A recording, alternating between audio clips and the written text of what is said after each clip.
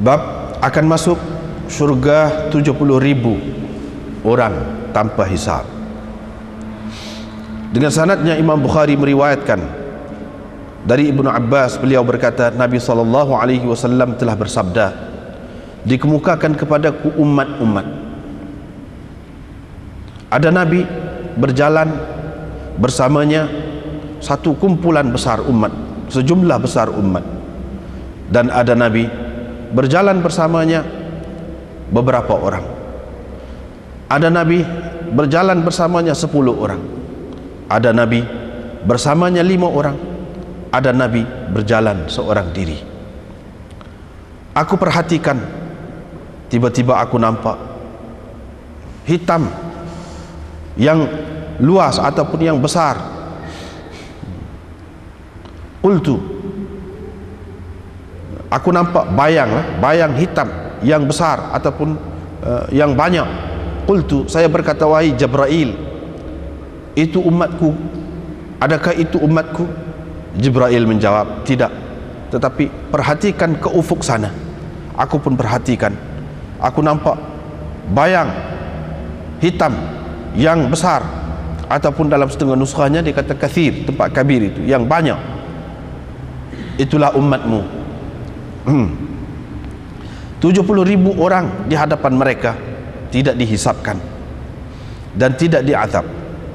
Qultu, saya bertanya, kata Nabi SAW, walima, kenapa? Qala Jibril menjawab, kanu la yaktawun, mereka tidak berubat, merawat dengan menggunakan kai, besi panas. Wala yastarqun, dan mereka tidak yastarqun, yakni memakai bomoh, tidak menjampi. Wala yatatayyarun, dan mereka tidak mengambil sempena buruk atau baik, yakni dengan sesuatu seperti burung dan seumpamanya. Wa ala rabbihim yatawakkalun, tetapi sebaliknya mereka bertawakal kepada Tuhan mereka semata-mata.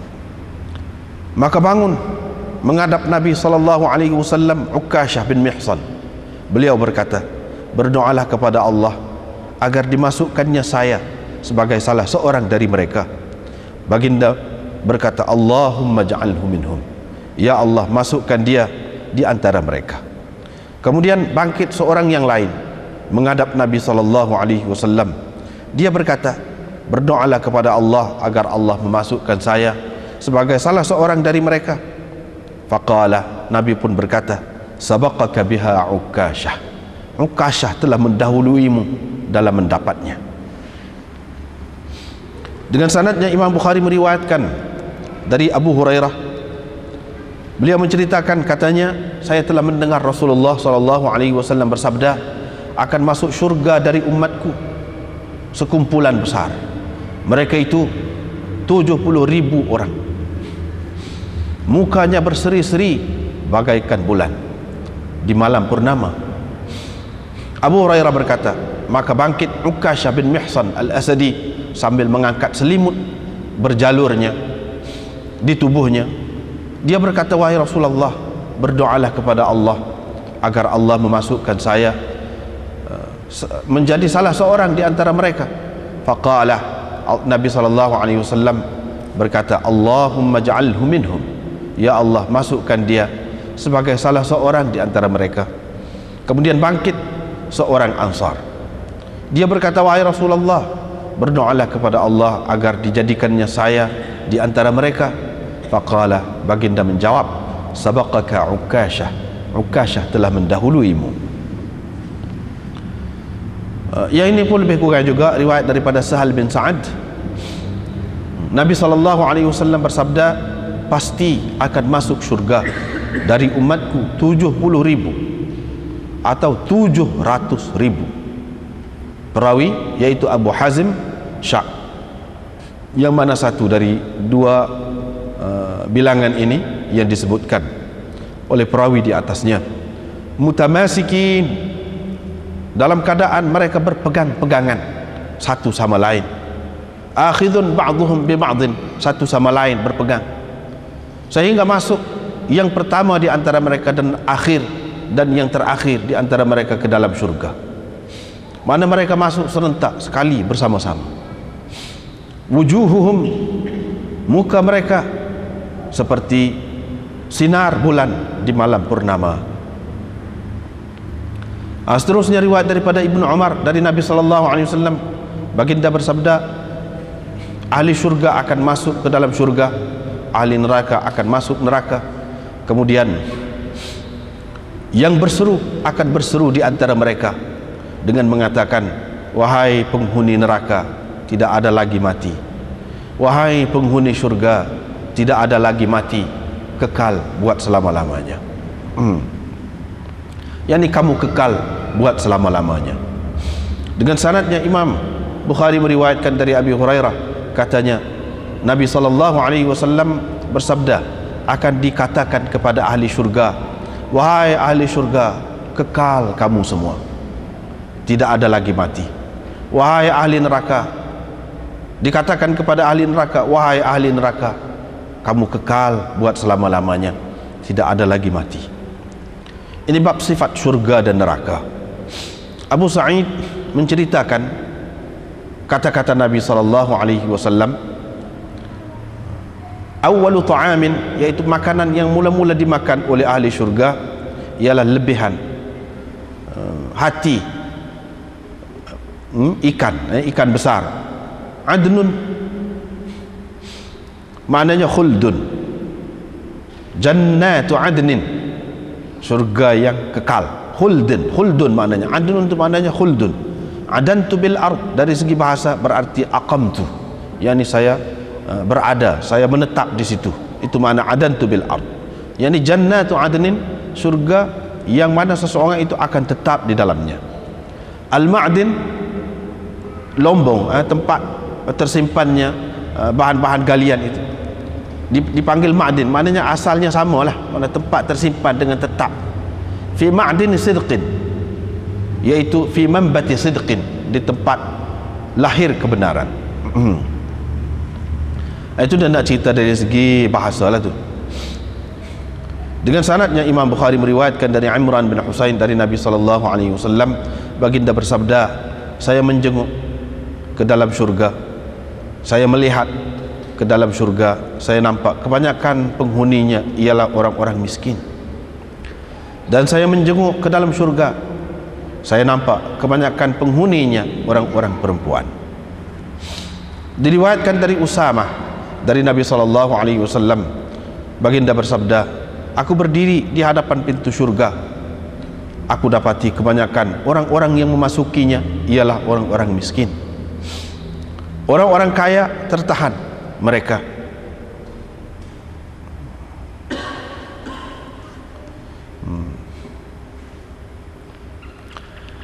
Sedangkan penghuni-penghuni neraka, ahli-ahli neraka, diperintahkan mereka supaya pergi ke neraka,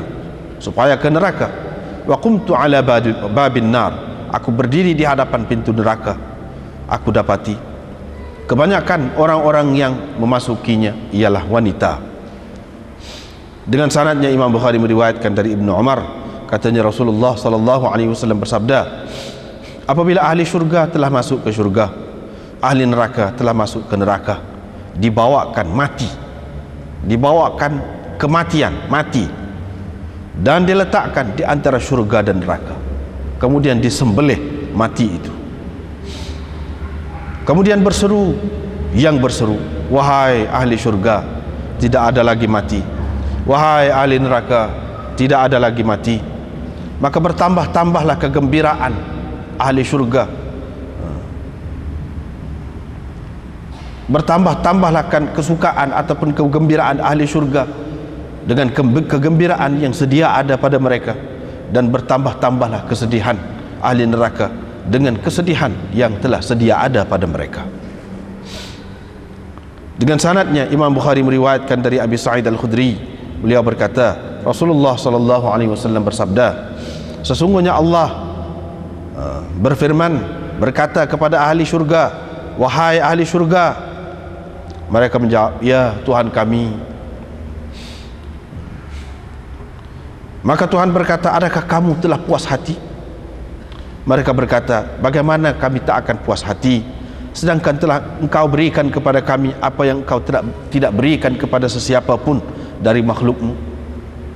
Fayaqul, ketika itu Tuhan berkata, aku akan berikan kepadamu yang lebih lagi dari itu.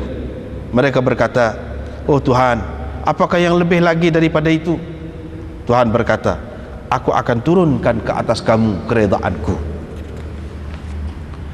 Aku tidak akan murka lagi sesudahnya sampai bila-bila pun terhadap kamu.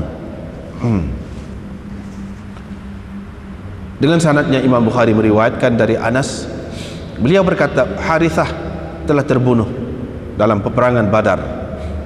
Ketika itu dia masih lagi muda belia. Ibunya pun datang kepada Nabi SAW. Dia berkata, wahai Rasulullah, engkau memang tahu kedudukan Harithah itu di sisiku. Kalau dia benar-benar dalam syurga, aku akan bersabar dan mengharapkan pahala daripada kematiannya. Tetapi kalau sebaliknya, engkau akan lihat apa yang akan aku lakukan. Nabi SAW pun berkata, engkau ini hilang akal kah engkau? Adakah syurga itu hanya satu sahaja? Tidak, bahkan syurga itu banyak, dan anakmu berada dalam syurga Al-Firdaus. Dengan sanadnya Imam Bukhari meriwayatkan dari Abi Hurairah dari Nabi SAW, sabda baginda, jarak ataupun jauh di antara dua bahu orang kafir, yaitu sejauh 3 hari perjalanan oleh orang yang berkenderaan dengan laju. Ini panjanglah lebar nih, bahu ini dengan bahu ini, 3 hari perjalanan bagi orang yang berkenderaan dengan laju. Dengan sanadnya Imam Bukhari meriwayatkan dari Sahal bin Sa'ad dari Rasulullah SAW, baginda bersabda, sesungguhnya di dalam syurga ada satu pokok yang mana orang yang berkenderaan berjalan di bawah naungannya selama 100 tahun, tetapi belum lagi dia melepasinya. Abu Hazim berkata, saya menceritakan hadis ini kepada Nu'man bin Abi Ayyash. Beliau berkata, Abu Sa'id telah menceritakan kepadaku hadis ini dari Nabi SAW. Baginda bersabda, sesungguhnya di dalam syurga ada satu pokok yang mana orang yang berkenderaan dengan menaiki kenderaan yang pantas, kenderaan yang disediakan untuk berlomba, kenderaan yang laju selama 100 tahun, itu pun belum lagi direntasinya. Diriwayatkan dari Sahal bin Sa'ad bahwa Rasulullah SAW bersabda, pasti akan masuk syurga dari umatku 70 atau 700.000, 70.000 atau 700.000. Abu Hazim tidak pasti yang mana satu dari dua perkataan itu telah dikatakan oleh perawi di atasnya, sambil mereka itu berpegang-pegangan tangan satu sama lain. Tidak masuk yang pertama di antara mereka, melainkan masuk juga yang terakhir di antara mereka, yakni mereka masuk sekaligus bersama-sama. Wajah mereka seperti bulan di malam purnama. Diriwayatkan dari Sahal dari Nabi SAW, baginda bersabda, sesungguhnya ahli syurga akan memandang kepada bilik-bilik dalam syurga itu, kepada ruangan-ruangan dalam syurga itu, seperti mana kamu memandang bintang di langit. Perawi ini Nu'man bin Abi Ayyash, dia berkata, saya bersaksi bahwa saya telah mendengar Abu Sa'id menceritakan, cuma dia ada menambahkan dalam ceritanya, dalam hadisnya itu, seperti mana kamu nampak bintang yang jauh di ufuk timur dan barat. Dengan sanadnya Imam Bukhari meriwayatkan dari Anas bin Malik dari Nabi SAW, baginda bersabda, Allah berfirman kepada penghuni neraka yang paling ringan siksaannya pada hari kiamat nanti, kalau engkau mempunyai apa-apa di bumi, adakah engkau akan menebus dengannya? Orang itu berkata, ahli neraka itu berkata, sudah tentu. Tuhan berkata, aradtu minka ahwana min hadha, aku mahu darimu suatu perkara yang lebih kecil lagi dari ini, lebih ringan, lebih mudah lagi daripada ini, ketika mana engkau berada dalam sulbi Adam, yaitu engkau tidak menyekutukan aku dengan sesuatu apapun, tetapi engkau enggan, engkau tidak mahu, melainkan mahu menyekutukan juga aku yang dengan sesuatu yang lain. Tengok dulu. Ini kita masih lagi dalam bab Kitabur Riqaq. Kitabur Riqaq, kalau dalam setengah-setengah kitab, Kitabuz Zuhud samalah. Yang ni kalau kita perhatikan perkara-perkara ini menyebabkan hati kita jadi tidak terikat sangat dengan dunia, dan hati kita jadi lembut, hati kita jadi seni, hati kita jadi takut, dan kita mahu rapat dengan Allah Subhanahu wa taala. Akan masuk ke dalam syurga 70,000 orang tanpa hisab. Sebelum ini disebutkan, dalam bab-bab sebelum ini disebutkan dua macam orang. Satu, orang yang dipersoalkan dia pada ketika dihitung dia, dihisab dia, dipersoal. Satu lagi yang dihisab dengan hisab yang ringan dan mudah. Dua. Imam Bukhari nak cerita dalam bab ni, iaitu ada satu lagi, satu macam lagi, iaitu orang yang tidak dihisab langsung. Ni yang ketiga. Malam ni lah nak raya ayat ketiga yang tidak dihisab langsung. Orang yang dihisab mudah, itu pun hisab juga tapi mudah. Ada orang yang dipersoalkan, itu payahlah. Baru ni kita sudah bicara dah tu. Hak ni pula ni tak hisab langsung, tak kira langsung, lepas terus 70,000 orang atau 700,000 orang. Dalam riwayat yang lain disebutkan tiap-tiap seorang daripada 70,000 dia boleh, ni keistimewaan dia, ni istimewa, tiap-tiap seorang daripada 70,000 atau 700,000 ni akan dapat memberi syafaat kepada 70,000 yang lain pula. Maknanya hebatlah ni, hebat.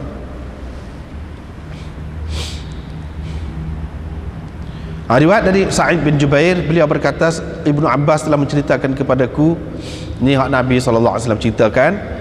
Berapa kali dah kita sudah jumpa hadis-hadis yang lebih kurang macam ni lah. Nabi SAW bersabda, ditunjukkan kepadaku, ditunjukkan kepada Nabi SAW umat-umat, ada hak lagu ni, ada hak ramai umat ikut seorang Nabi tu, ada yang bawah daripada 10 orang pengikut dia. Lama jangan kira lah dakwah tu. Ada yang Nabi hanya diikut oleh 10 orang, ada 5 orang pun ada. Ada yang Nabi jalan seorang-seorang, maknanya tak ada pengikut, orang tidak sambut. Mana nak rayaknya di sini, perjuangan agama ni macam-macam. Macam-macam. Di sepanjang sejarahnya macam-macam yang telah dilalui oleh pendakwah. Maknanya kalau kita orang kemudian, ni hadis ini juga merupakan tasliyah, yakni penghibur kepada orang kemudian, pendakwah kemudian, iaitu kalau orang tak terima kita pun tak apa. Nabi dulu lebih lagi, Nabi pun tak ada pengikut. Tidak, artinya hadis ini juga menunjukkan bahawa tidak semesti perkara yang baik itu diturut oleh orang. Tak semestinya perkara yang baik itu diturut oleh orang. Seringkali hak baik itu tidak diikut oleh orang, tapi Nabi tu dia tak ada rugi apa, orang hak lebih tu dia tak ada rugi apa. Hak ruginya ialah pengikut dia, hak sepatutnya mengikut dia tu tak ikut, hak tu hak rugi. Gitu.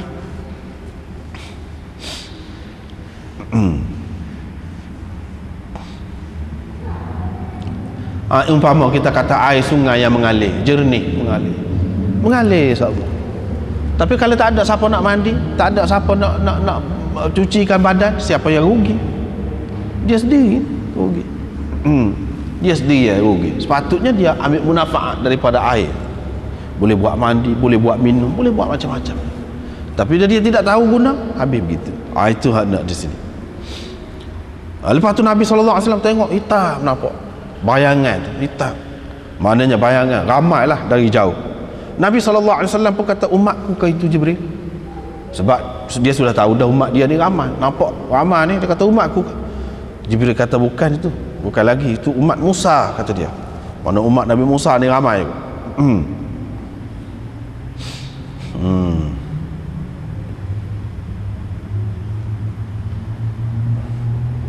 Tapi kamu tengoklah kepada ufuk sana, berapa Nabi SAW tak kena ni. Sedangkan dalam hadis yang lain disebutkan Nabi SAW kena umat dia ni, daripada kesal air semaya kau misalnya, dia kena. Berapa ni tak kena? Ulama-ulama jawab, ni dia nampak bayangan, bukan masa kiamat ni. Ditunjukkan kepada Nabi SAW dalam dunia, tunjuk hak dia kena tu pada mahsyar besok. Itu cerita tempatnya yang berlainan. Aku pun tengok nampak hitam, bayangan hitam. Jibril pun kata itulah umatmu. 70,000 hak depan tu, kata dia, tak kena hisab, tak kena azab, lepas mereka itu pergi terus. Aku pun tanyalah, buat apa? Jibril pun kata mereka itu tidak menggunakan kain. Zaman dulu guna kain untuk berubat ni, besi panah. Setengah-setengah penyakit tu dia tak besi panah tu boleh hilang. Besi panah, terutama penyakit zaman itulah.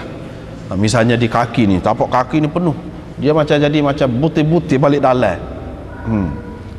Macam punak buah durian dalam butir durian atau butir nakau tu dalam. Jenis penyakit. Jadi kalau hak tu buat payah nak siap. Zaman itulah ceritanya. Dia tak tu lekat di besi tu. Dengan macam striker lah. Tak, itu kain. Lekat situ, tak kira sakitnya. Itu salah satu cara rawatan dahulu. Maka ulama mengatakan apa sebab disebut kain ni? Satu, mereka ini tidak menggunakan kain. Yang ni mengikut setengah-setengah ulama, dia kata dia tidak guna cara rawatan yang menyeksakan, yang belum tentu lagi sembuh. Kalau sembuh pun hampir-hampir nak mati. Jangan kita guna rawatan yang seumpama itu. Itu boleh mengancam nyawa.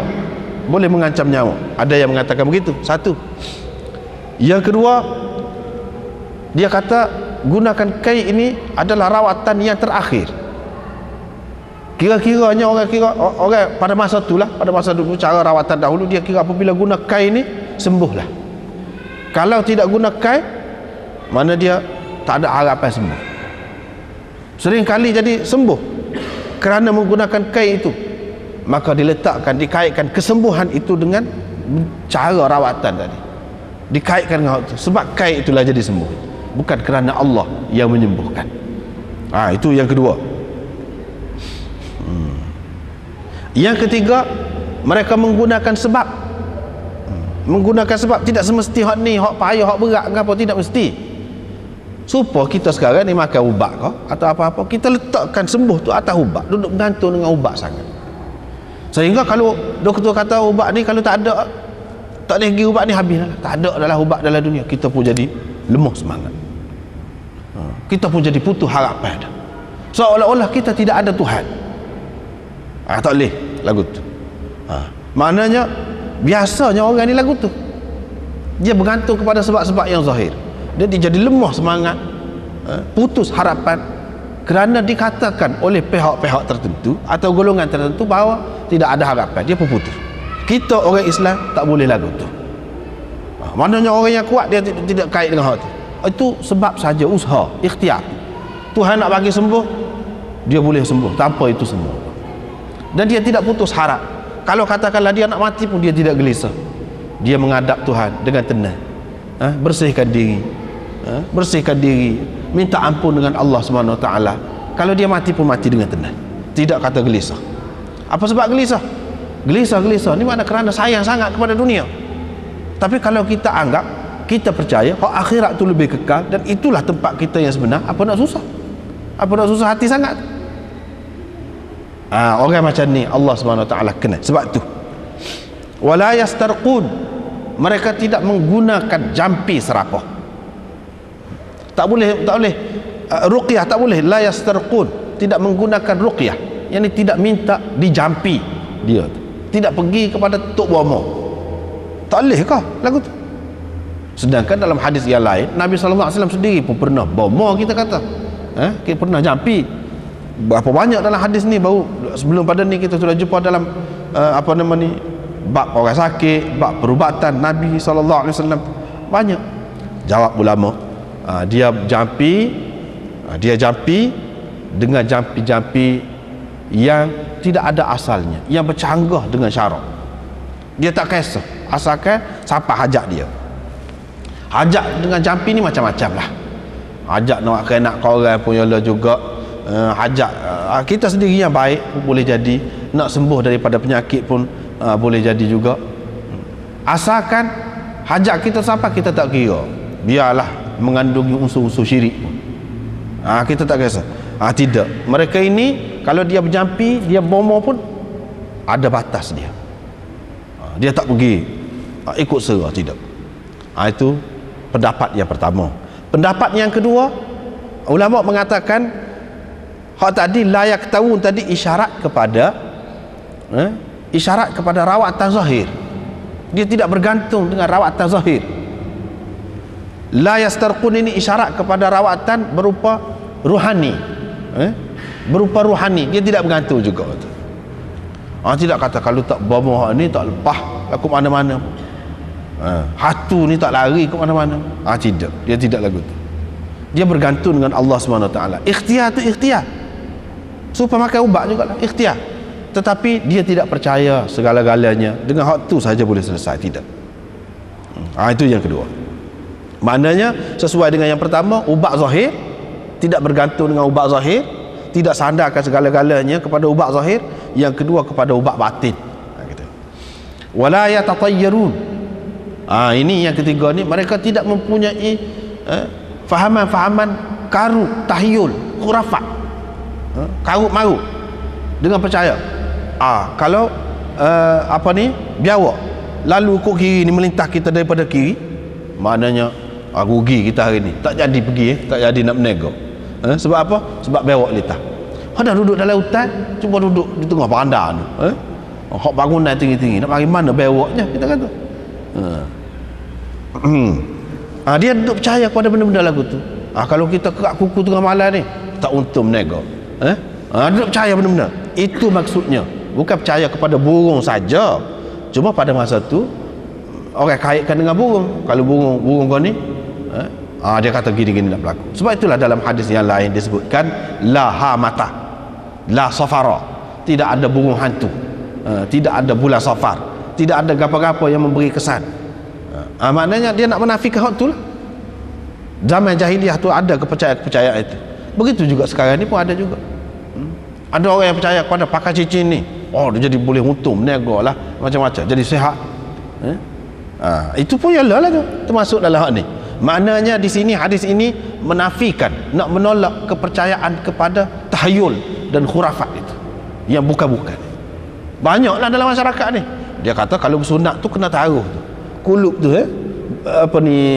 kulit itu kena taruh, lepas letak sekali, anak-anak tu baru mesra dia akan datang, kata dia. Begitu juga taruh pusat tu letak sekali, ikat sekali pusat anak-anak, maknanya barulah dia bersatu, tidak berkelahi. Itu semua khurafat, semua tahayul. Termasuk dalam hal ni orang-orang yang nak masuk syurga tanpa hisap, kenapa dia tak buat kerja benda lagu tu. Itu maksudnya. Wa ala rabbihim yatawakkalun. Sebaliknya mereka bertawakal kepada Allah. Tawakal kepada Allah bukan bermakna tidak ada ikhtiar, bukan bermakna tidak ada usaha. Bahkan Nabi SAW sendiri pun suruh berubat. Dia sendiri pun makan ubat, dia sendiri pun ada juga makan ubat. Itu tidak bercanggah dengan tawakal. Tawakal setelah kita buat sebab, kita puas hati. Lepas tu kalau berlaku apa-apa pun kita tak ada apa-apa, puas hati, kita redha dengan keputusan Allah Subhanahu Wa Taala. Kalau setelah kita ikhtiar dah, jadi juga kita jaga dan makan minum kita, nak jaga kesihatan ni, sebab Allah Subhanahu Wa Taala suruh jaga, Nabi SAW suruh jaga. Apabila kita sihat, kita boleh buat banyaklah perkara-perkara agama dengan maksud tu. Tiba-tiba kita kena juga sakit, tiba-tiba kita jaga dah, aksiden kita patah kaki, kita sabar. Itu maknanya tawakal kepada Allah. Bukan kata kita habis cakap dah gini-gini tiba-tiba mati juga. Cepat juga mati. Adik-adik kita tu dia bukan main jaga, kita pula duk bobel. Ataupun kita sendiri pun kita sudah jaga dah kena juga, tak boleh. Hak tu kehendak Allah Subhanahu Wa Taala. Maknanya itu makna bertawakal kepada Allah. Mukasyaf pun bangun. Dia kata berdoalah kepada Allah biar saya ni masuk. Salah seorang daripada mereka. Nabi SAW pun kata, ya Allah, masukkan dia di antara mereka. Kemudian bangkit seorang yang lain pula, dia pun minta lagu tu juga. Nabi SAW kata, Ukasyah telah mendahuluinya, telah mendahuluimu dalam mendapatkannya. Apa makna? Apa makna Ukasyah seorang? Lepas tu hak lain, Nabi SAW kata gitu, dia orang tak molek ke? Dia orang tak molek ke? Kau macam mana? Sebab itulah kalau kita tengok dalam kitab ni, mana ada kitab ni, hasyiah ni, cuba kita tengok nombor 15. Sabaqaka, mereka yakni ulama berselisih pendapat tentang hikmah kata-kata Nabi SAW. Abul Abbas Ahmad bin Yahya berkata, ini mengikut pendapat dia, orang tu sebenarnya orang munafik, orang nombor 2 tu. Sebab itu Nabi SAW kata, sabaqaka biha Ukasyah, kamu tak dapat. Maka Nabi SAW menjawab dengan ucapan yang tidak jelas, tetapi sebenarnya dia tahu orang itu tidak layak. Orang itu tidak layak, tapi dia tidak jelas, dia tidak kata. Sebab ini termasuk dalam akhlak mulia Nabi SAW lah. Dia tidak kata begitu. Tetapi orang lain pula bantah. Dia kata tak boleh kita kata gitu. Kita kata dia munafik. Kalau selagi tidak ada bukti yang terang menunjukkan dia ni munafik, kita tak boleh kata. Sebab asalnya kalau kata sahabat, sebab dalam hak kemudian tu hadis hak kemudian, thumma qama rajulun minal ansar, seorang lelaki dari kalangan ansar bangun. Hak yang kedua, maknanya zahirnya dia ni ansar ni sahabat lah, kita tak boleh kata munafik kecuali kalau ada dalil. Itu dua, pendapat yang kedua. Pendapat yang ketiga kata Nabi SAW sudah tahu dah berdasarkan wahyu bahawa untuk Ukasyah saja diterima dalam kelebihan ini. Ada pun orang lain tidak. Itu yang ketiga. Yang keempat, Ibnul Jauzi kata, dia kata mengikut pendapat dia, yang pertama itu minta dengan hati yang penuh dengan keikhlasan. Adapun yang kedua tak sampai ke tahap tu. Minta juga, mungkin ikhlas juga, tetapi tidak sampai ke tahap tu. Itu yang keempat. Yang kelima, Nabi SAW sebenarnya mahu perhabis cerita. Kalau tidak tak suk, payah tak suk, ramah. Dia mahu perhabis cerita. Jadi dia kata, dah kau Ukasyah dah tu. Dah kau Ukasyah dah. Kalau dia kata, kamu pun boleh, akan bangkit pula yang ketiga. Akan bangkit pula yang keempat. Sampai ke mana? Itu sebab Nabi SAW kata lagu tu. Bukan bermakna yang kedua itu secara pasti tidak termasuk dalam tu. Tidak. Tidak begitu. Bahkan Nabi SAW nak perhabis cerita, takut jadi panjang. Yang kelima, ini kata Qurtubi,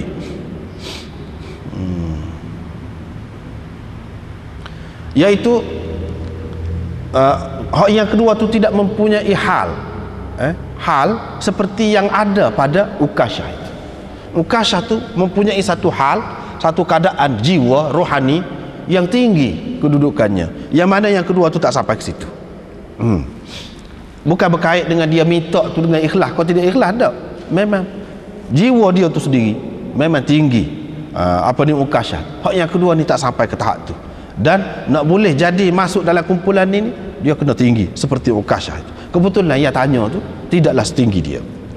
Itu yang kelima. Yang keenam kata Suhaili, ini pendapat saya, kata dia, iaitu ketika Ukasyah kata tu, minta tu, memang masa tu adalah masa ijabah, masa Allah SWT buka pintu untuk terima, pintu penerimaan dia, Allah SWT buka.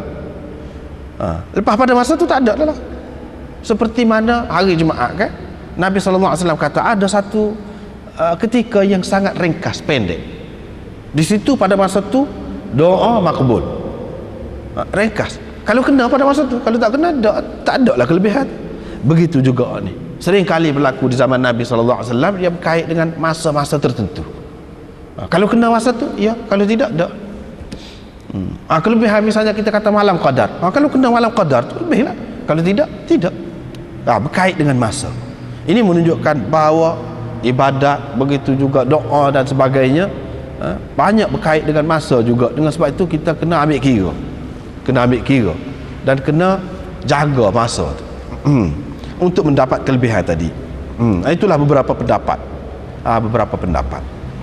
ulama tentang kemuskilan berhubung dengan kata-kata Nabi SAW, sabaqaka biha Ukasyah itu. Seterusnya seperti juga, cumanya di sini diceritakan 70,000 muka mereka itu berseri-seri bagaikan bulan di malam purnama. Kemudian di sini dicerita juga Ukasyah bangun lagu mana, dalam keadaan lagu mana. Dia pakai kain selimut, kira-kiranya kain selimut dia tu nak jatuh ke. Kain selimut ni kain selimut berjalur hitam putih, itu namirah. Sambil-sambil dia nak bangun tu, dia pun akak kain selimut dia. Itu yang diceritakan, sambil-sambil dia bangun. Begitu keadaannya. Dalam riwayat seterusnya ini. Lepas tu hal lain tu serupalah. Seterusnya cerita hadis tu juga, iaitu 70,000 dari umatku atau 700,000 akan masuk ke dalam syurga. Pasti la yadkhulannal jannata, ada lam taukid di situ, pasti akan masuk ke dalam syurga dari umatku. Masuk ni lagu mana? Di sini diceritakan pula, dengan berpegang-pegangan tangan antara satu dengan yang lain. Pimpin tangan lagu mana? Dalam soft panjang, kalau kita kata soft semaya. 70,000, kita kata 700,000, macam mana nak masuk? Pintu syurga tu luar, boleh masuk lagu tu. Kita jangan fikir pintu masjid ni, kalau berjujuk lagu tu, buat sah lagu tu, mana boleh masuk. Ini nak masuk ni, masuk ke dalam syurga. Dah kalau dalam hadis tadi yang kita baca tadi, satu bilik dengan satu bilik tu nampak jauh seperti bintang. Begitu jauh. Pintu dia punya besar juga, mungkin luas, tempat luas. Bukan dunia, tapi syurga. Masuk gitu. Ini menunjukkan bahawa mereka tu dalam satu saf berarti satu jiwa lah. Satu jiwa, dan serupa makna dari segi akidah dia, dari segi pahaman dia serupa. Itu tanda tu. Dan saf ni pula saf yang pertama, hak duduk depan, menunjukkan orang yang berada di saf yang pertama itu adalah orang-orang yang lebih, orang-orang yang istimewa. Sebab itulah dalam hadis pun dia sebut, dalam sembahyang ni saf yang pertama lebih, saf yang kedua kurang sikit, begitulah seterusnya. Sebab apa? Saf yang pertama tu makna hak duduk depan sekali. Dalam arti dari segi falsafahnya, dari segi hikmatnya, kalau dalam dunia ni bukan makna saf yang pertama tu semata-mata saf yang pertama saja, tetapi maksudnya sanggup kerana Islam, sanggup dalam menjunjung perintah Allah SWT. Kalau duduk di barisan depan sekalipun, mana kalau mati, berkait dengan mati, sanggup mati mula-mula sekali. Kalau sanggup buat kebajikan, sanggup mula-mula sekali. Segala-galanya mula-mula sekali. Hak duduk depan, itu maknanya. Maknanya hak tadi, hak masuk surga dalam sah yang pertama mula-mula tu pun tentu sekali lah dia tu orang macam tu. Seterusnya riwayat daripada Ibnu Umar, dia kata akan masuk ahli syurga, akan masuk syurga, ahli neraka masuk neraka. Kemudian orang yang berseru akan berseru, dia kata, wahai penghuni neraka, tidak ada lagi mati. Wahai penghuni syurga, tidak ada lagi mati, kamu akan kekal buat selama-lamanya. Adapun dunia tidak lagu tu. Apabila kita ingat ni kan, tak ada apa dalam dunia, ringkas sangat, sebentar sangat, hina sangat dunia ni kalau dibandingkan dengan akhirat. Ni tengok sini, mana kalau ingat ni tak ada mana terikat dunia. Yang kita fikir apa-apa pun untuk akhirat, tapi nak boleh dapat lagu tu payah. Buat tu buat belaka, kata tu kata belaka senang. Misalnya kita kata misalnya kita kata satu contohlah nikah. Nikah. Ramai orang kata dia kata nak menikah ramai ni ikut sunnah. Iyalah betul lah. Sunnah tu betul lah. Tetapi niat tu lagu mana? Niat. Kalau kita nak ambil kira. Biasanya orang biasa ni dia nak kepuasan. Tu tak biasa. Sah walaupun dengan maksud tu pun sah dari segi nikah tu tidak salah. Selagi dalam batas dia. Tapi kalau sekadar tu saja. Sekadar tu jelah boleh. Apakah tercapai maksud Nabi SAW yang sebenarnya?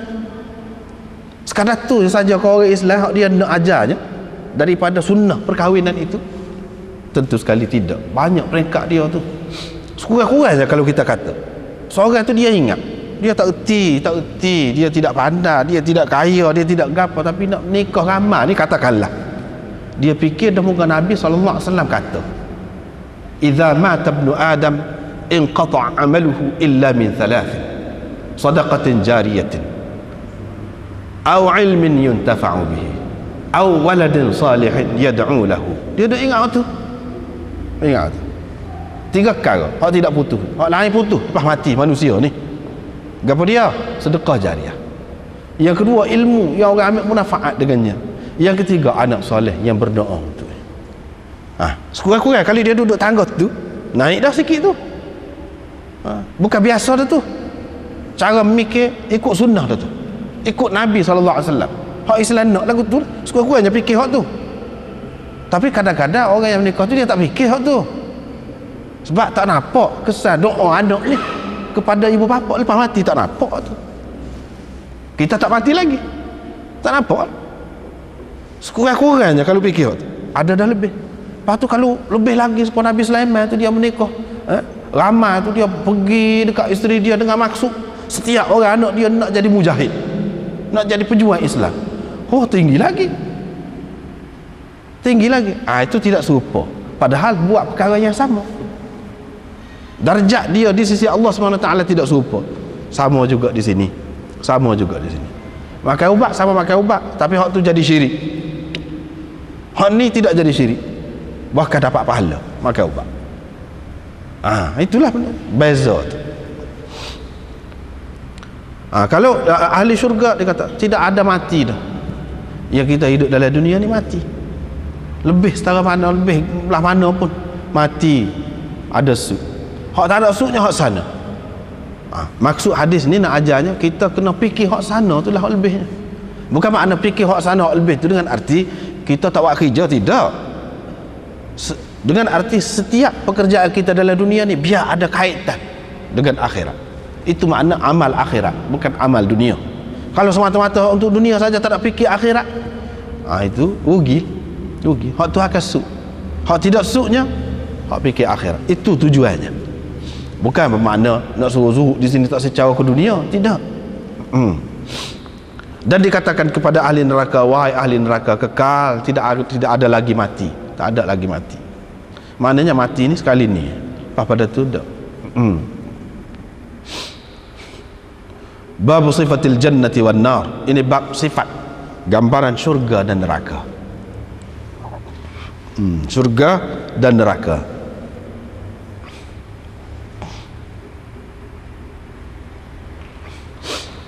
Habis dari sini cerita 70,000 masuk ke dalam syurga tu. Ini cerita syurga dan neraka pula. Dah masuk dalam syurga tu lagu mana? Kalau masuk dalam neraka tu lagu mana? Hak kekal, hak tidak mati. Baru nak cerita. Jadi dalam kitab Bukhari memang dia istimewa. Di antara keistimewaan dia ada perkaitan bab dengan bab tu. Bab ni sesuai dia letakkan ada kaitan dengan bab sebelumnya. Daripada awal sampai akhir Bukhari ni memang lagu tu dia ada pertalian. Tidak kata putus, tak ada kena mengena. Memang ada itu di antara seni Sahih Bukhari ni. Hak tu hak lebih dia.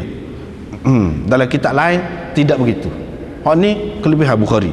Sebab itulah orang sanjung sangat, orang agungkan sangat kitab Sahih Bukhari. Tengok sini syurga dan neraka. Mula-mula dia sebut apa ni, tak apalah ni kita sudah jumpa dah hadis tu. Nak bahas dari segi adn. Adn itu apa makna? Kalau dalam Quran sebut jannati adnin, adnin itu apa makna? Maknanya kekal, khuld. Itu dari segi bahasa. Adantu bil ard, apa maknanya? Aqamtu bihi. Adantu bil ard, ni adantu bi ardin, dia kata. Aqamtu, dia tak berbolah, sepatutnya dia kena ada lah, tapi itu takdir. Aqamtu biha lah, bi ardin. Aku menetap di situ. Ma'din maknanya lombong, tempat terletak bahan-bahan galian itu. Ma'din bahasa Arab panggil. Apa sebab? Sebab bahan-bahan galian itu tetap di situ. Fi ma'din sidqin, berada di tempat kebenaran yang tetap. Fi mambiti atau mambati sidqin, di tempat lahir kebenaran. Begitulah dalam setengah-setengah nuskha Bukhari ini, fi maq'adi sidqin, fi maq'adi sidqin, begitu seperti dalam Quran tu. Hak tu kurang tepat, yang tepatnya hak ni fi ma'dini sidqin. Bukan Imam Bukhari nak tafsir ayat Quran tu, dia nak cerita perkataan ain dal nun tu, adn itu semuanya ada makna tetap, ada makna kekal, ada makna kekal. Seterusnya tak apalah. Riwayat daripada Imran bin Husain. Hadis ini sudah banyak kali kita jumpa. Nabi SAW tengok dalam syurga, dia tengok kebanyakan penghuninya orang-orang yang susah, orang-orang yang susah. Apa sebab? Sebab orang-orang yang susah ni dia lebih sesuai dengan Islam, lebih sesuai dengan Islam. Sebab apa? Islam menyamaratakan manusia. Sebab tu kalau kita bawa Islam kepada orang kafir, mudah nak diterima kalau kena cara. Sebab apa? Kita tengok kan, kalau dalam agama lain dia ada kelas-kelas pula, ada kasta-kasta. Kasta bawah ni tak boleh pergi dah ke mana-mana pun, dia tetap bawah. Tapi Islam tidak. Super. Dengan sebab itu mudah nak masuk. Dengan sebab itu mudah nak masuk. Lepas tu dalam Islam ni tidak semuanya ibadat ataupun apa-apa ni berkait dengan duit belaka. Kalau tak ada duit pun kadang-kadang dapat juga pahala. Sesuatu yang memerlukan habis duit. Misalnya dia tak boleh pergi haji sebab dia susah. Tapi kalau dia ikhlas hati buat benda lain, banyak amalan-amalan lain, boleh jadi dia dapat juga pahala haji. Itu keistimewaan. Sebab tu orang-orang miskin, orang-orang susah ni dia masuk Islam. Dia masuk syurga rahmat apabila dia masuk Islam. Lepas tu begitu juga dalam sistem masyarakat ni, biasanya orang kafir ni dia tertindas. Orang-orang fakir ni, orang-orang miskin ni dia tertindas di mana-mana, sistem mana-mana pun. Apabila bawa Islam, Islam melepaskan manusia daripada penindasan, daripada kezaliman. Sebab tu mudah orang-orang susah ni, orang-orang sesak ni dia masuk Islam. Apabila dia masuk Islam, masuk syurga. Itulah sebab dia kata kebanyakan penghuninya orang sesak. Bukan bermakna orang kaya tak ada. Dia kata kebanyakan. Lepas tu kalau kita mengambil kira dari segi dalam dunia ni, kebanyakan pun ini tidak bercanggah. Mungkin orang kata kalau lagu ni Islam macam mengutamakan orang sesak, macam dia menggalakkan orang ni jadi sesak tak usah jadi kaya. Tidak, tak kena tu lagu tu. Sebab apa? Kalau kita tengok kenyataan dalam dunia ni, tak kira kafir, tak kira Islam, tak kira bangsa mana, mana ramai hak sesak dengan hak kaya dalam dunia. Bila-bila masa tentu sekali hak sesak lebih ramai, tentu sekali. Hak kaya tu kurang. Dengan sendirinya kalau hak kaya tu molek pun dia sikit masuk dalam syurga. Sebab apa? Hak kaya tu sikit. Kalau nak kira dari segi kaya miskin, hak lebih ramainya hak miskin, hak lebih ramainya miskin. Hak ni tak kira bangsa mana-mana, sama mana-mana. Kalau hak dia kata ni kebanyakan orang miskin, dah sabar. Orang Islam pun begitu juga. Kebanyakannya hak susah, hak kaya tu segelintir saja. Hak kaya tu. Begitu juga aku tengok dalam neraka, aku nampak kebanyakan penghuninya orang perempuan. Sebab apa? Supaya tak adil juga. Setengah ulama mengatakan kerana bilangan orang perempuan tu secara keseluruhannya lebih ramai. Supaya bilangan hak sesak tu lebih ramai berbanding hak kaya. Orang perempuan ni pun lagu tu juga. Itu satu pendapat. Satu lagi, kerana orang perempuan ini dia tak ada buat benda besar-besar, tapi benda yang dia buat tu termasuk dalam dosa besar juga. Rengek. nak bunuh orang hak bunuh orang pun dia jarai-jarai bunuh, bukan bunuh sama. Tapi nak ngopak sama. Hak berani ngopaknya siapa? Hak berani ngopak. Sedangkan ni menyebabkan masuk dalam neraka juga ni. Orang perempuan dia duduk saja buah mengopak. Dia berasa tidak berat. Hak ni tidak pergi bunuh orang, tetapi menyebabkan masuk neraka. Orang lelaki tak berani kecek-kecek lagu tu. Dia nak kata, dia kata depan gitulah. Hak biasanya. Tapi orang perempuan tidak. Dia banyak buat benda-benda kecil-kecil ini. Walaupun kecil, dia menyebabkan orang lain tu, menyebabkan orang lain masuk ke dalam neraka. Misalnya kerana dia nak sangat kepada dunia, minat kepada perhiasan, minat kepada gitu gini, yang si suami ini tak cukup piti, maka marilah timbullah nak rasuah kau, nak gitu gini, nak belok kau buat kerja. Mari. Kenapa? Kerana bini dia tu menjadi punca kepada orang lain masuk syurga, masuk neraka. Sebab itulah dikatakan kebanyakan penghuni neraka tu ialah perempuan. Tetapi dia tidak kata di sini perempuan ni buat selama-lamanya kah masuk neraka. Kalau kita nak tengok jumlah hak bunuh orang, jumlah hak banyaklah buat benda-benda besar, hak jahat ni orang lelaki, bukan orang perempuan. Dikatakan di sini, aku tengok kebanyakan penghuni neraka tu orang perempuan. Apa makna? Apakah bermakna perempuan buat selama-lamanya? Tak mesti lagi. Hak dia tengok tu, tengok satu ketika orang masuk neraka ni, orang Islam masuk neraka, tapi orang Islam kekal ke dalam neraka? Tidak. Lepas tu dia akan keluar juga. Begitu juga orang perempuan ni, oleh kerana dosa hak dia buat tu tidak besar, tetapi menyebabkan masuk dalam neraka, dia boleh jadi masuk dalam neraka dulu, lepas pada tu keluar masuk ke dalam syurga. Ini pun termasuk dalam hak Nabi SAW kata tengok kebanyakan ahli neraka tu orang perempuan. Boleh jadi yang ditunjukkan kepada Nabi SAW itu iaitu pada masa tertentu, untuk jangka masa tertentu, bukan untuk selama-lamanya. Ada juga ulama yang mengatakan begitu.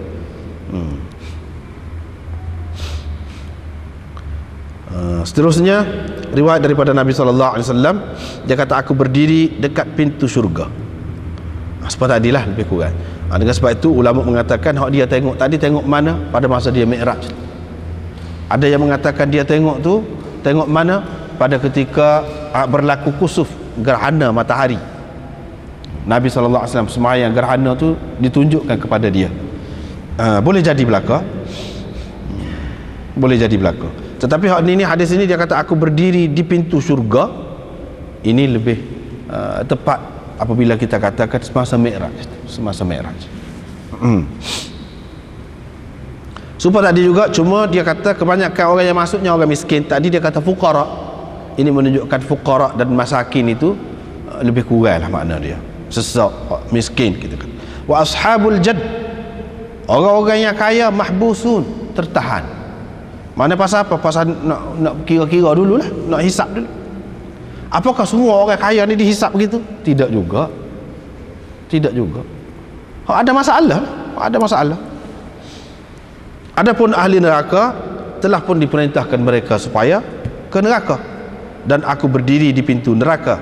Aku dapati kebanyakan orang-orang yang memasukinya ialah perempuan, seperti tadi. Seterusnya riwayat daripada Ibnu Umar, dia berkata apabila ahli syurga masuk ke dalam syurga dan ahli neraka masuk ke dalam neraka, dibawakan mati itu dibawakan mati, diletakkan di antara syurga dan neraka. Mati itu, inilah hak kita duduk mati ni. Hak ni mati itu sendiri dibawakan, diletakkan di antara syurga dan neraka, kemudian disembelih. Mati itu jadi macam binatang pula, disembelih. Maknanya mati itu sendiri mati, habis, tak ada. Apabila disembelih, kemudian berserulah yang berseru, wahai ahli syurga, tidak ada lagi mati. Sebab apa? Mati dah, kena sembelih. Wahai ahli neraka, tidak ada lagi mati. Pada ketika itu bertambahlah kegembiraan ahli syurga di samping kegembiraan yang telah sedia ada pada mereka, dan bertambahlah kesedihan ahli neraka di samping kesedihan yang telah sedia ada pada mereka. Apa makna? Macam-macam pendapat ulama. Ada yang mengatakan Allah Subhanahu Wa Taala memang buat dalam rupa binatang mati tu. Dia buat rupa. Sehingga apabila berupa tu, kalau kita ni diberi kesempatan untuk melihatnya, kita nampaklah. Dan disembelih. Itu makna betul lah sembelih. Dirupakan dalam rupa binatang. Dan disembelih, sembelih tu maknanya dihapuskan. Kalau dalam dunia ni kita sembelih maknanya matilah binatang tu. Hak ni mati tu sendiri disembelih maknanya tak ada lah mati. Isyarat kepada tidak ada lagi mati, tak ada dah. Ancaman itu tidak ada dah. Satu. Yang kedua, dia kata ini termasuk dalam bab tamthil ini. Termasuk dalam bab tamthil. Perumpamaan berlaku. Kalau kita nak umpamakan mati itu seperti binatang, maka apabila binatang itu disembelih, habislah dia, tamatlah riwayat dia. Begitulah juga dengan mati ni. Setakat tu, lepas pada tu tak ada. Tak ada. Sebelum pada tu pun tak ada. Dah mati belaka dah, susuknya mati itu sendiri dihapuskan. Mati itu sendiri dihapuskan. Di sini maknanya perbandingan ataupun perumpamaan kepada tidak adanya mati itu. Habis dah mati itu. Sebenarnya perumpamaan sahaja. Bukan maknanya dalam bentuk benda. Tidak. Seterusnya ada pula yang mengatakan mati itu apa dia? Malakul maut itulah. Hak dia ambil nyawa. Sekalian yang bernyawa. Malakul maut itu sendiri akan disembelih. Sembelih tu dengan arti akan dimatikan dia. Siapa yang sembelih? Siapa yang sembelih? Macam-macam pula pendapat ulama. Ada yang mengatakan Jibril yang sembelih. Malakul maut tu dia sendiri yang mengambil nyawa orang tu, dia sendiri tu. Lepas pada tu matilah.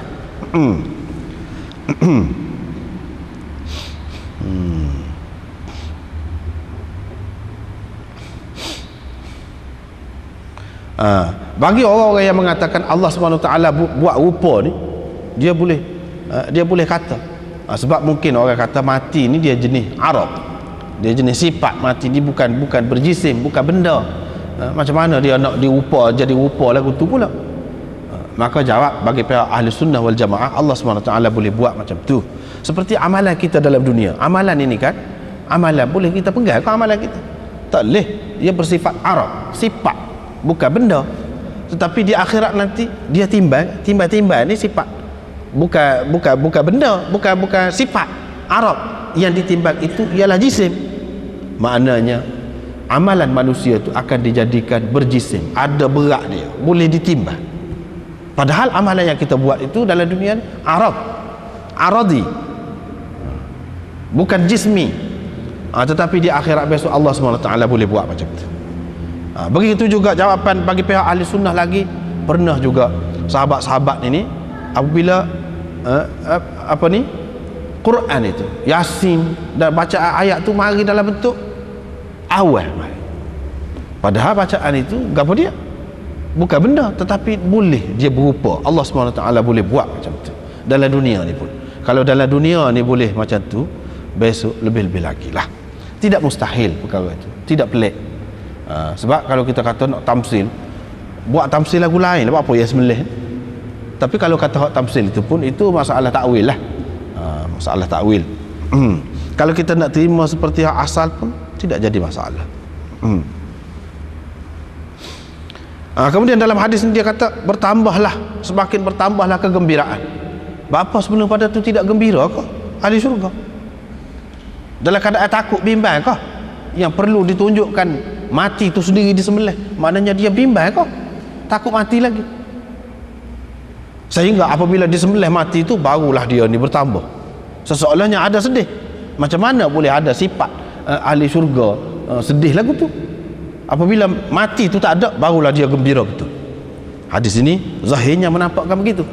Jawabnya, sedih hak sebelum tu bukan bermakna sedih sungguh, hanya lintasan begitu saja, tawahumat sahaja. Bukan maknanya sesuatu yang tetap dalam jiwa, tidak. Seperti mana orang dalam neraka ada juga dia berasa rengeng sikit, itu nisbi, bukan makna rengeng sungguh. Tak ada. Ahli syurga pun dia ada juga yang seumpama itu. Bila hak ni berlaku tak ada dah. Itu satu makna. Satu lagi, mana semakin bertambah kegembiraan itu. Ahli syurga ni hari demi hari, tidak sabit dia sembelih mati tadi tu, tak sabit tu. Memang hari demi hari dia semakin gembira. Semakin gembira. Ahli neraka tu pun hari demi hari semakin susah. Itu maknanya. Bukan ada kait kena mengena dengan sembelih tadi tu. Kerana disembelih mati tu maka dia gembira, lebih gembira. Tidak ada kaitan dengan itu. Cuma itu kebetulan saja.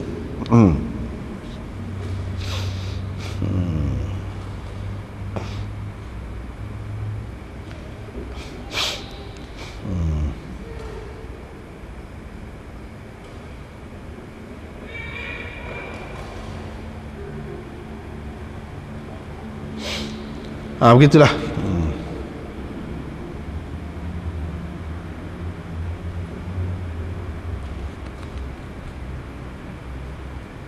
Dalam hasyiah kita ni di tepi ni ada juga nombor 9, boleh tengok di situ. Perbahasan yang kita sebut tadi, apa yang anda sebut tadi tu ringkasan lah daripada apa yang disebut di luar. Seterusnya, ni apa yang disebut tadi, orang ahli syurga ni begini, semakin bertambah kegembiraannya, orang ahli neraka ni semakin bertambah kesedihannya. Itu adalah di antara sifat neraka. Tajuk ni sifat syurga dan neraka. Lagu itulah sifatnya, orang-orang yang di dalamnya begitu. Seterusnya, riwayat daripada Abi Sa'id Al-Khudri, beliau berkata Rasulullah sallallahu alaihi wasallam bersabda, sesungguhnya Allah kata kepada ahli syurga, wahai ahli syurga, mereka menjawab, ya Tuhan. Tuhan kata, kamu puas hati dah kah? Mereka jawab, apa tak puas hatinya, kamu telah beri kepada kami apa yang tidak diberikan kepada orang lain. Tuhan kata, aku nak beri hak lebih lagi pada tu. Dia kata, gapo lagi hak lebih daripada hak ni? Sebabnya berasa istimewa benar. Allah kata, aku akan turunkan ke atasmu keredaanku. Mana keredaan Allah ni, hak sebelum pada tu pun reda dah, hak ni keredaan yang khusus lagi, yang memberikan keistimewaan, ada kelebihan lagi kepada mereka.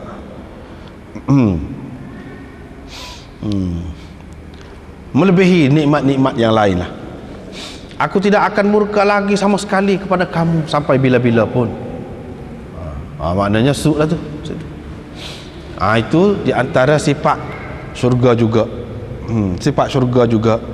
Mana keredaan Allah ni akan melimpah ruah ke atas penghuninya, dan tidak ada lagi kemurkaan Allah terhadap mereka. Tidak ada lagi masa orang kata beramal, nak amal, nak bercadai untuk hari depan lagi, tak ada. Seperti dalam dunia ni disuruh kita buat amal ibadat untuk cadai untuk hari depan. Apa di dalam Quran kata, wal tanzur nafsum ma qaddamat lighad. Hendaklah setiap jiwa itu, manusia itu, memikirkan apa yang telah didahulukannya, apa yang telah dihantar dahulu oleh mereka untuk besok, yakni untuk akhirat. Dalam dunia ni adalah sebab tu kita kena buat tu. Dia akhirat besok dalam syurga ni bukan sifat dia waktu buat amal, tak ada. Tak ada. Dalam dunia ni, untuk dapat hak dalam dunia ni sendiri pun kena buat amal juga, dan untuk dapat hak selepas dunia ni pun kena buat amal juga. Itu sifat dunia. Sifat akhiratnya, untuk dapat hak dalam syurga tu tak perlu buat amal, dan untuk dapat hak selepas tu pun tak ada dah buat amal buat dia, tak ada. Yang adanya sukaria saja, seronok saja, buat selama-lamanya. Seterusnya, Anas beriwayatkan, dia kata Harithah telah terbunuh pada hari Badar. Pada ketika itu dia masih muda belia lagi.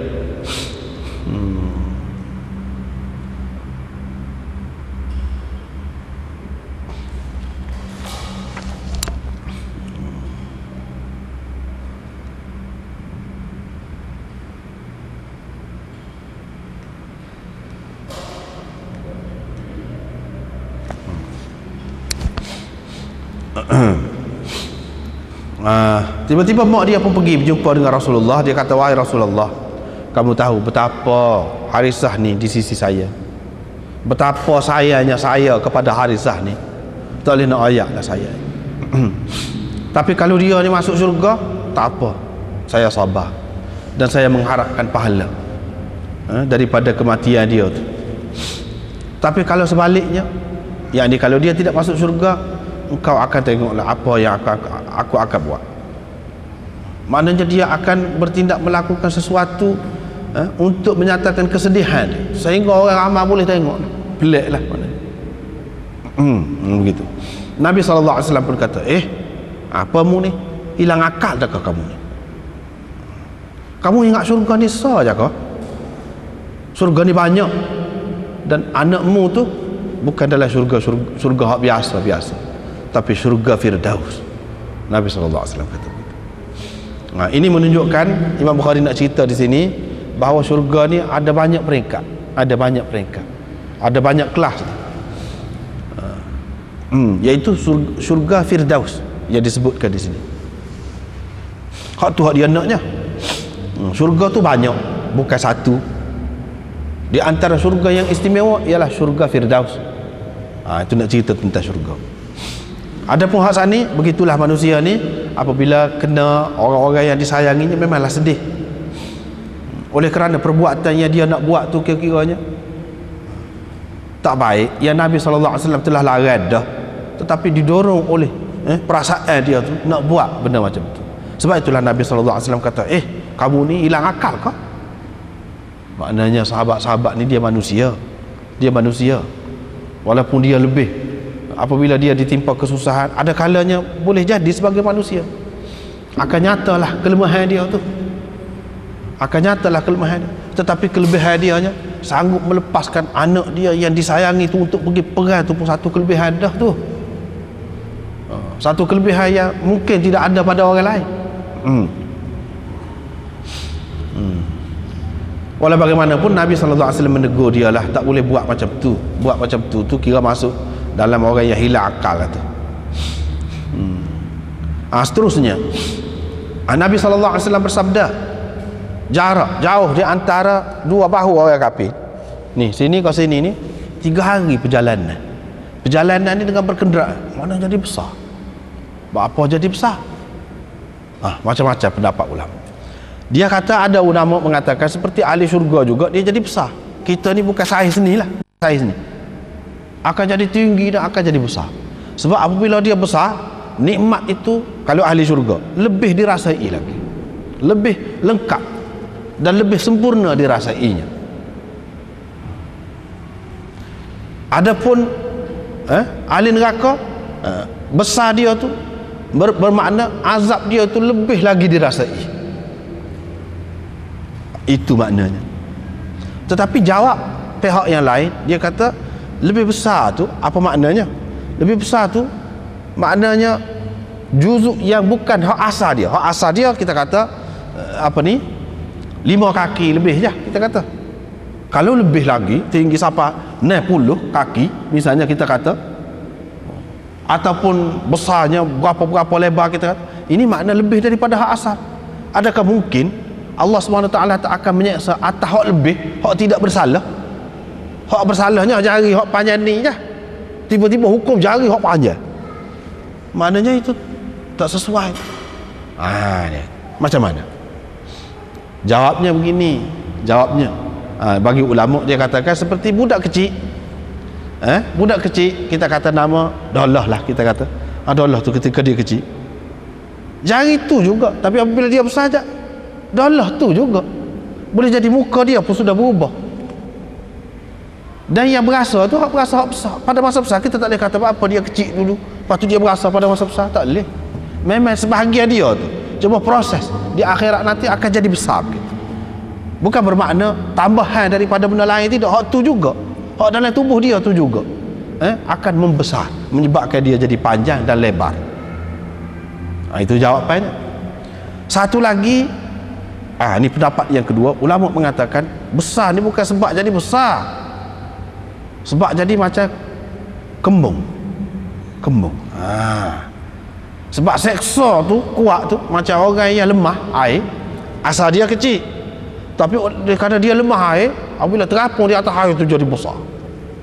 Begitulah keadaan orang kafir, sehingga besar dalam bentuk seksaan ni lah.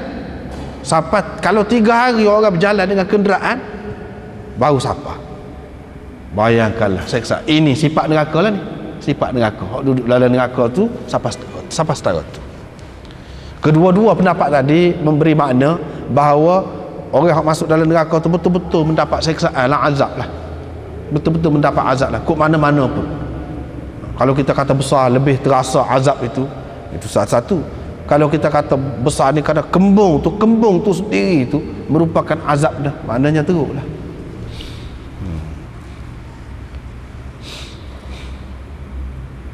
Lepas tu hadis Sahal bin Sa'ad pula meriwayatkan dari Rasulullah SAW, baginda bersabda, dalam syurga ada satu pokok, kalau orang berkenderaan di bawah naungan dia 100 tahun.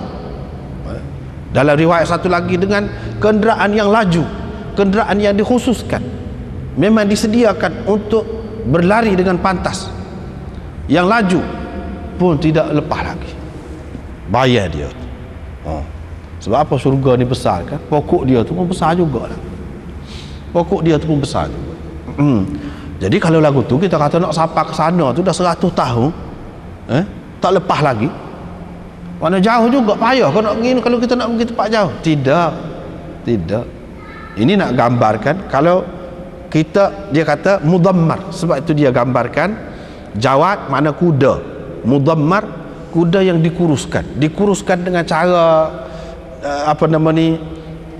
menguruskan ataupun menyediakan kuda lah. Kuda ni dia bergemuk dulu, lepas tu beberapa hari dia bagi ukuran makanan.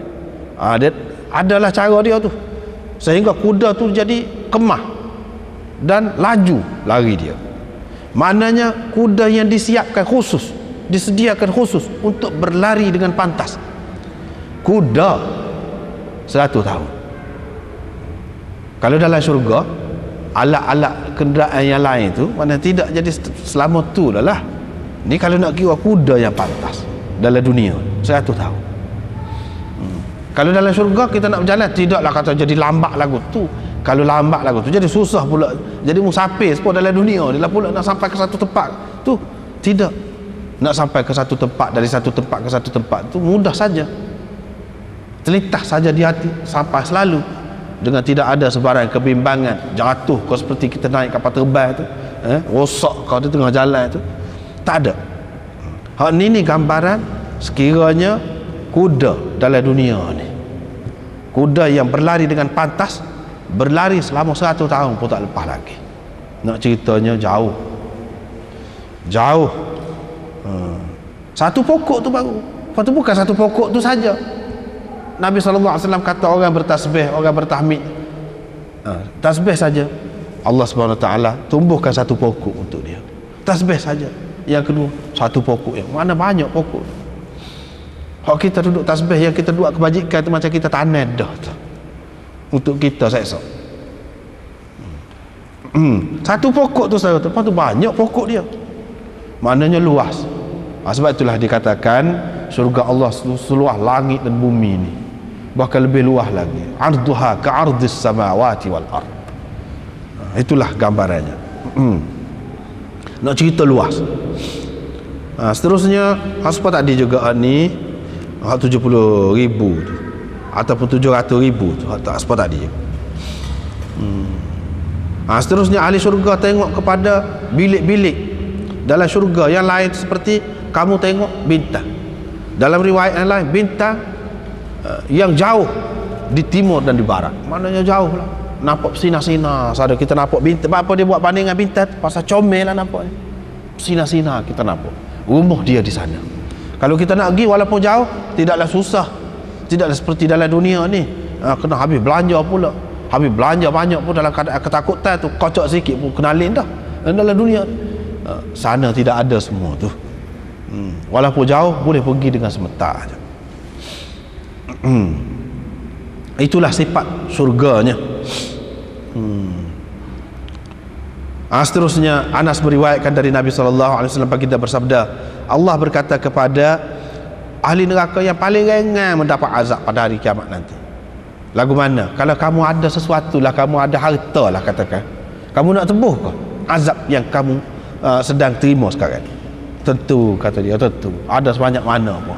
Bahkan dalam hadis yang lain disebutkan kalau sepenuh bumi. Bahkan dalam Quran pun ada sebut, kalau sepenuh bumi dia ada harta ni pun, dia akan tebus.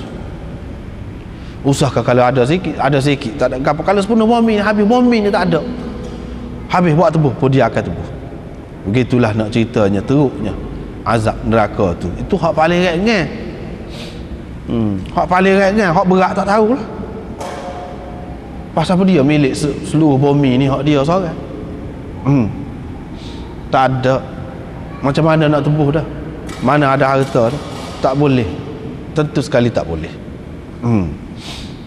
Tuhan kata aku minta denganmu lebih ringan lagi daripada hak ni.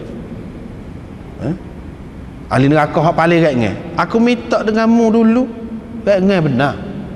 Ketika kamu berada dalam sulbi Adam lagi. Wa idh akhadha rabbuka min bani Adam min zuhurihim dhurriyyatahum wa ashhadahum ala anfusihim alastu bi rabbikum qalu bala. Dulu buat perjanjian dulu. Ringan lagi, iaitu tak sewi syirik, tak sewi syirik. Jangan sekutukan aku dengan apa-apa yang lain. Tapi mu tak sewi juga nak syirik semacam. Maknanya Allah SWT amat tak kenal, amat murka dengan syirik ni. Tak boleh pergi hak syirik.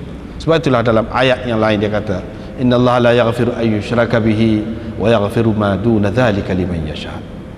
Hak lain dia boleh maaf belaka. Syirik tak boleh. Syirik tak boleh. Tidak maaf. Kita kata syirik dapat kau, syirik dia tidak bukan nak kau kan, tidak bunuh orang, tidak apa-apa. Apa yang dalam neraka kekal gitu semua. Syirik ni maknanya memberontak terhadap kerajaan Allah. Seperti mana kalau dalam dunia ni orang berontak terhadap satu-satu kerajaan, apa hukumnya? Mana berat dengan hak curi? Mana berat dengan hak bahaya orang? Padahal dia orang jujur. Kita kata orang universiti ni, dia nak guling kerajaan je, dia nak tukar kerajaan lain. Kerajaan mana pun dalam dunia, hak kafir pun lagu tu juga. Tak boleh nak guling kerajaan. Gak masuk je semua hidup selalu. Padahal dia orang jujur, orang ngaji, dia tak ada buat rosak ke apa. Dia pun kata kita nak tukar kerajaan. Tak boleh. Kerajaan dalam dunia boleh jadilah ada hak tak betul. Pas kerajaan Allah mana tak betulnya? Ya kita nak tukar, kita kata hak lain pula. Dia yang buat alam ni. Lepas tu kita kata hak lain pula, seolah-olahnya kita sembah hak lain, kita hargai, kita perbesarkan hak lain, seolah-olahnya hak lain buat, padahal tak ada bersatu pun dia buat. Allah SWT murka sangat. Kalau nak fahamnya, nak mudah faham sebab adil, apa yang boleh kita terima tu? Semua dunia terima. Hak mana ada kerajaan tu, semua boleh terima. Hukumnya lagu tu lah, jail seumur hidup. Hak lain tidak jail seumur hidup, kes lain. Tapi kes ni tak boleh, menyengutukan, mana tidak iktiraf apa ni kekuasaan dia tu, tidak menerima kedaulatan dia tu, kita bahkan mau tukar dengan hak lain. Hak ni tak boleh terima, semua dunia tak boleh terima. Apa yang kita nak soal pula Allah SWT? Sedangkan segala-galanya hak orang kata yang memiliki kerajaan di dunia ni pun semua hak Allah SWT belaka. Kerajaan dia pun hak Allah, dia sendiri tu pun hak Allah, semua hak Allah. Macam mana kita nak singkirkan dia? Tak boleh. Itulah sebab kekal dalam neraka orang yang melakukan syirik, walaupun zahirnya nampak dia tak nak buat gapo. Sekat itulah dulu, sebab selepas ni dia berkait dengan syafaah pula. Syafaah berlaku. Wallahu a'lam wa akhiru da'wana.